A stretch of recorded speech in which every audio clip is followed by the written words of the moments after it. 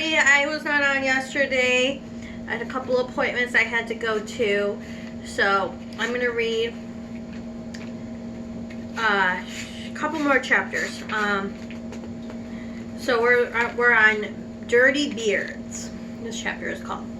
As you know, my ordinary unhairy face like yours or mine simply gets a bit smudgy if it is not washed often enough. There's nothing as so awful about that.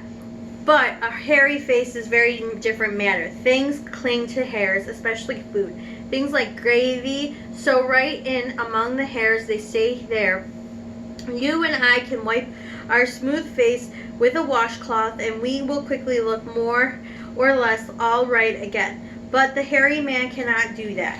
We can also, if we are careful, eat our meals without spreading food all over our faces, but not so the hairy man. Watch carefully next time you see a hairy man eating his lunch. You will notice that even if he opens his mouth very wide, it is impossible for him to go get a spoonful of beef stew or ice cream or chocolate sauce into it without leaving some of it on its hair. Mr. Twit didn't even bother to open his mouth wide when he ate. As a result, and because of he never washed, there were always hundreds of bits of old breakfasts, lunches, and suppers sticking to his hairs around his face. They weren't big bits, mind you, because he used to wipe those off his back with his hand or his sleeve while he was eating, but if you look closely, but not that you'd ever want to, you would see little specks of dried up scrambled eggs stuck in his hair, and spinach and tomato ketchup, fish sticks and minced chicken livers, and all other disgusting things Mr. Twit liked to eat. If you look closer still, hold your nose, ladies and gentlemen. If you peer deep into the mustachy bristles sticking out over the upper lip, you would probably see much larger objects that had escaped in the wipe of a hand, and things that had been there for months and months, like pieces of maggoty green cheese or moldy old cornflakes or even slimy tail or tinned sardine. Because of all this, Mr. Twit never went really hungry, but by sticking out his tongue and curling it sideways to explore the hairy jungles around his mouth, he was always able to find tasty morsel here or nibble on. What I'm trying to tell you is that Mr. Twit was a foul, smelly old man, and he was also extremely horrid old man, as you will find out in a moment. So, Mr. Twit, not a nice person. So he is eating, and that's what's in his mustache. Alright, we'll read Mrs. Twit and then the glass eye. How's that sound, okay? Mrs. Twit was no better than her husband. She did not, of course, have hairy face. It was a pity she didn't, because that, at any rate, would have hidden some of the fearful ugliness. Take a look at her. Have you seen a woman with uglier face than that? I doubt it.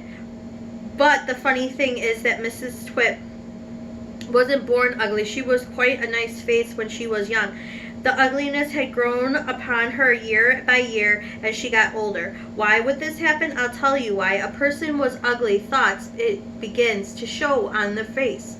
And when the person has ugly thoughts, every day, every week, every year, her face gets uglier and uglier until it gets so ugly you can hardly bear to look at it. A person who has good thoughts cannot ever be ugly. You could have wonky nose or a crooked mouth or a double chin or stick out teeth, but if you have good thoughts, you will shine out of your face like sunbeams and you will always look lovely. So Mrs. Twit, not so nice either. Nothing good shone out of Mrs. Twit's face. In her right hand she carried a walking stick. She used to tell people that this was because she had warts growing on her sole of her left foot, and walking was painful, but the real reason she carried a stick was so she could hit things with it, things like dogs, cats, small children. And then there was a glass eye. Mrs. Twit had a glass eye, and that was always looking the other way. The glass eye. This is the next chapter, and then that'll be it for today. You can play a lot of tricks with the glass eye because you can't take out and pop it back in again anytime you like. You can bet your life Mrs. Twit knew all the tricks. One morning she took out her glass eye and dropped it into Mr. Twit's mug of beer, and when he wasn't looking, Mr. Twit sat there drinking beer slowly.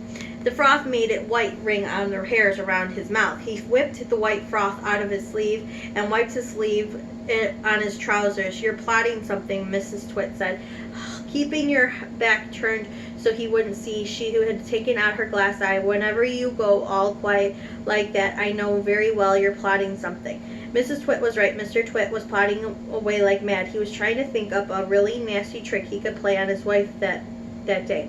"You better be careful," Mrs. Twit said, "because when I see you starting to plot, I watch you like a wombat." "Oh, do you shut up, you old hag," Mr. Twit said.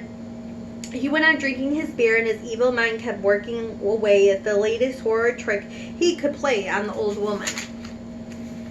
Suddenly, as Mr. Twit dipped his last drop of beer down his throat, he caught sight of Mrs. Twit's awful glass eye staring at him at the bottom of the mug, and he jumped up. "I told you I was watching you," she crackled, Mrs. Twit. "I've got eyes everywhere. You better be careful." Alright, we're going to stop there today. Tomorrow I'll start with the frog. I'll read a couple of chapters. They seem to be short. I hope you're all doing well. Mwah.